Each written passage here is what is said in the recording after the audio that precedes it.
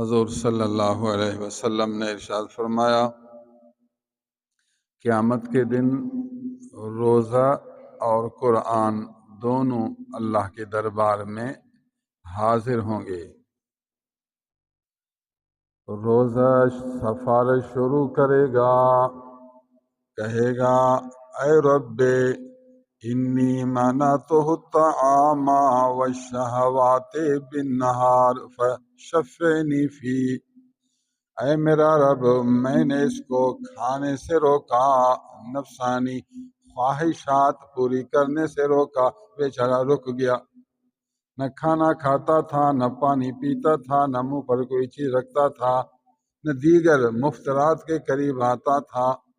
میں نے اس کو روکا، اس نے عمل کیا۔ میری عرض ہے اس کو بخشش فرما، اس پر رحمت نازل فرما، اس کو جنت عطا فرما، اپنا خاص قرب نصیب فرما۔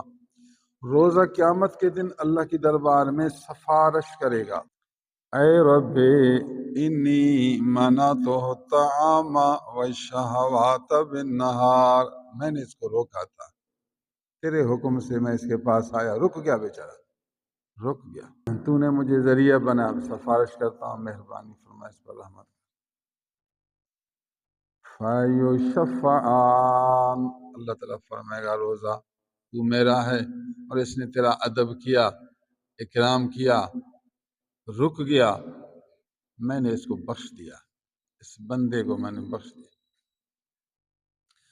حضور نے فرمایا روزہ سفارش کرے گا اور اللہ تعالیٰ سفارش قبول فرمائے گا۔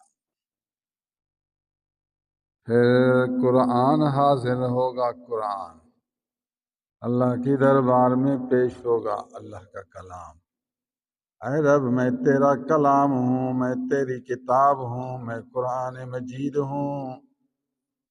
منعتہ النوم باللیل، رات کے وقت میں نے اس کو نیند سے روکا، رات کے وقت یہ جاگ کر تیرا ذکر کیا، مجھے پڑھتا رہا، تراویح پڑھتا رہا، ویسے بھی تلاوت کرتا رہا، تیرے کلام کو اس نے یاد کیا، میری سفارش قبول کرو، اس کو درجے بلند عطا فرماؤ، اس کے مقام کو عالی مقام بناؤ۔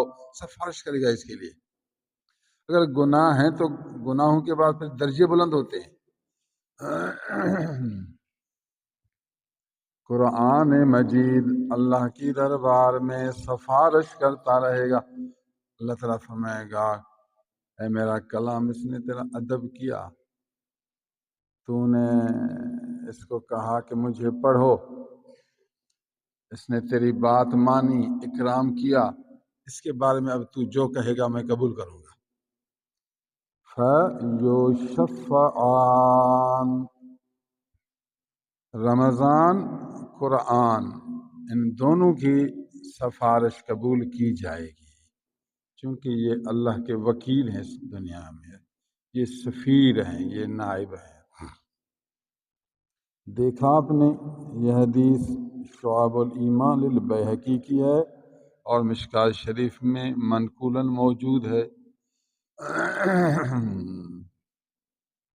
حضور صلی اللہ علیہ وسلم نے یہی سمجھایا، اے مسلمان آپ دن کو روزہ رکھیں اور رات کو تراویح پڑھیں، دن کو نفس کو روک کر صبر سیکھیں اور رات کے وقت جاگ کر ذکر کی دولت حاصل کریں۔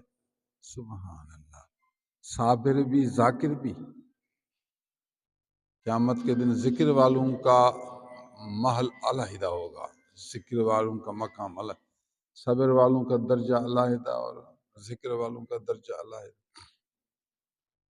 کوئی آدمی ذاکرین کی فہرست میں لکھا جائے، کوئی عورت ہے ذاکرات کی فہرست میں اس کو داخل کیا جائے، اس کا ایک مقام ہے۔ یہ دنیا میں کہتے ہیں جی یہ ماسٹر ہو گیا ہے، اس کے فہرست ڈگری اس کو مل گئی، بھئی یہ ایس ایچ او ہو گیا، اب یہ ایس پی ہوا، ماشاءاللہ اتنا اس کو عہدہ ملا ہے، بھئی یہ وزیر اعلیٰ ہوا، پورے صوبے کا یہ وزیر ہے، ماشاءاللہ جی یہ وزیر اعظم ہو گیا ہے، کمال ہے، وزیر اعظم پورے ملک کا بڑا ہے وزیر اعظم، یہ سارے عہدے ہیں، تو پھر قیامت کے دن بھی عہدے ہوں گے کہ یہ ذاکرین کی جماعت میں شامل ہے، یہ صابرین کی جماعت میں ہے، یہ شاکرین کی جماعت میں ہے، یہ متقین کی جماعت میں، یہ محسنین کی جماعت میں، یہ مخلصین کی جماعت میں۔ تو یہ جماعتیں ہیں، ان کے اپنے اپنے عہدے ہیں۔ جتنی آپ دنیا میں محنت کریں گے، نفس سے لڑیں گے، اپنے رب کو یاد کریں گے، عاجزی کریں گے، روئیں گے، آنسو بہائیں گے، معافی مانگیں گے، تو اتنا اس کی رحمت نازل ہوگی، اتنا آپ کو قرب ملے گا۔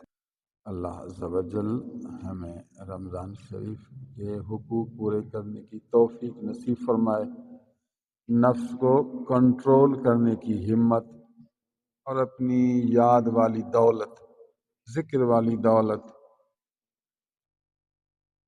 عبودیت، بندگی اور اطاعت کی دولت سے سرفراز فرمائے۔